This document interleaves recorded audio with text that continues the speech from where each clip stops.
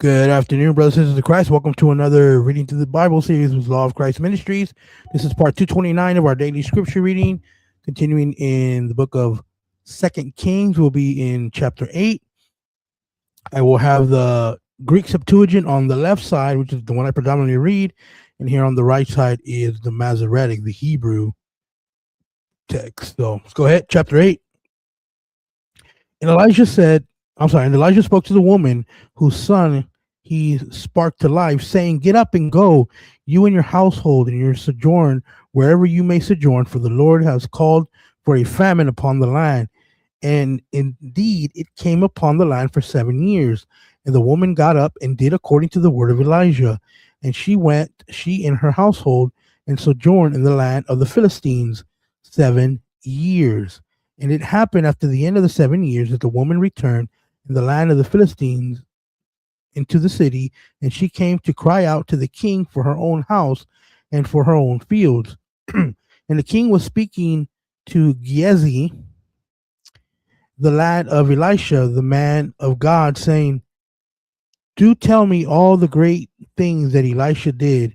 And it happened while he was telling the king the fact that he sparked to life a dead son, that behold, the woman whose son Elisha sparked to life was crying out to the king for her own in her own fields.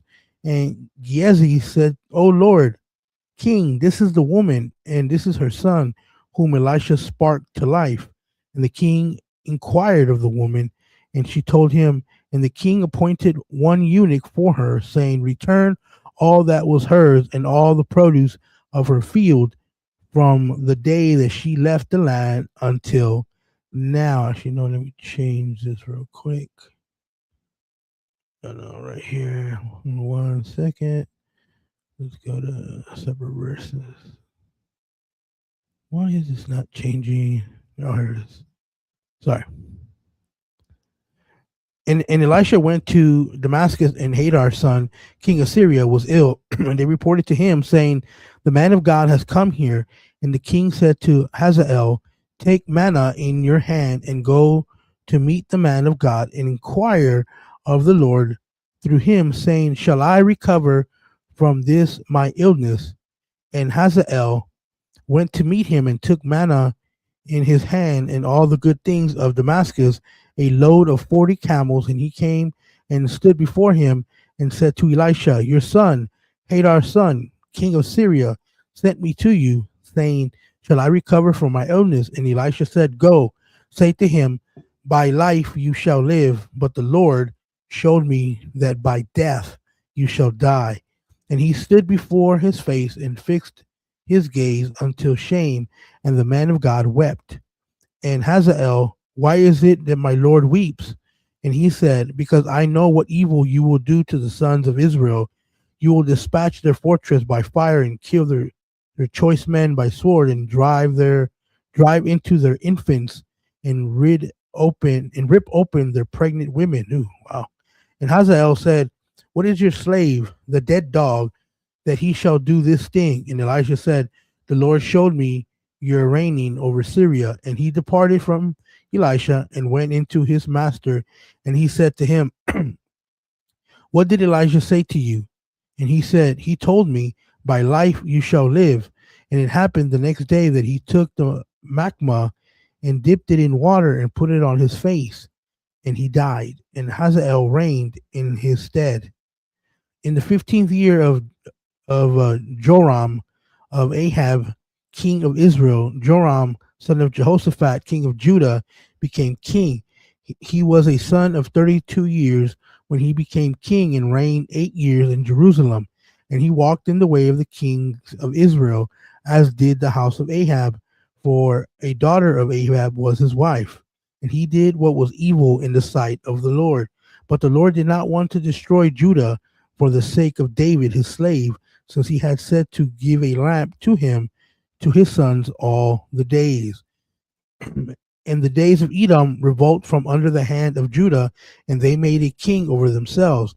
And Horam went up to Zior, and all the chariots with him.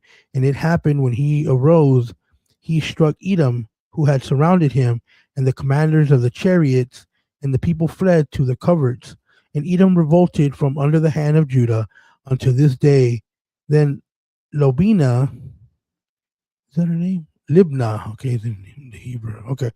Libna revolted at the time, and the rest of the histories of Joram are, and all that he did, behold, are these things not written in the book of histories of the days of the king of Judah? And Joram slept with his fathers and was buried with his fathers in the city of David. And Ochozias, son of his son, reigned in his stead.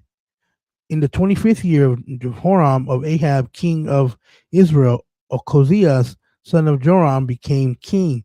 And Ochozias was the son of 22 years when he became king, and he reigned over 1 year in Jerusalem. And his mother's name was Gotholiah, daughter of Omri, king of Israel. And he walked in the way of the house of Ahab, and did what was evil in the sight of the Lord, as did the house of Ahab. And he went with Joram, son of Ahab, into battle with Hazael, king of the Philistines, at Ramoth Gilead, and the Syrians struck Joram. And King Joram returned to be healed in Jezreel of excuse me, of the wounds in which they struck him at Ramoth when he fought with Hazael, king of Syria. And Ochozias, son of Joram, went down to Horam, son of Ahab, in Jezreel, because he was ill. All right, guys, we're going to stop there for today. Lord willing, we'll be back tomorrow. Peace and blessings.